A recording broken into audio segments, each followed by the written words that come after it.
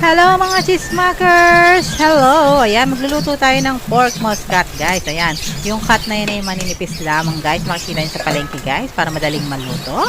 Ayan, gilalagay ko na po pala ang white onion. White onion nilagay nyo guys para masarap-sarap po siya at magandang tingnan guys. Ayan, ang aking palang pork na yan bago sinalang nilagyan ko po ng 1 cup of sugar and yung takip ng inyong suka, konti lang guys. Ayan, ang sauce na yan po guys, ayan gochujang paste o yung tinatawag na chili paste.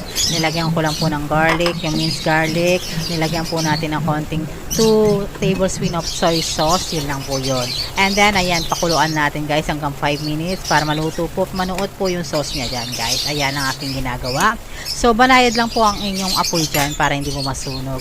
And then after that, ilalagay na po natin ang leek or kung wala kayong leek onion leaves po ang ilagay nyo guys. Masarap po yan, aroma at napakasarap. At nilagyan ko rin po pala ng ceiling green, yung pangsigang. Yan, cut-cut ng konti-konti. Ayan, hindi ko na pinakita mga details kasi para madali yung mga nasa inyo na yun guys. Ayan, habang aking pinapakuluan sa banayad na ayan, ang itsura niya guys. Napakasarap. Pwede po yan sa mga panghanda, ulam, dish, yung mga mahilig sa mga chili hot yan, mga pampulutan ng mga nyo guys. Ayan, pwede. Ayan, pinapakulang pa natin ng another 5 minutes. And then after dyan, tataktakan na natin ng seasoned sesame seed. Ayan, yung seasoned sesame seed po tinatawag niyan, yung nilutong sesame seed po yan yung linga. Tinatawag po sa atin ay linga.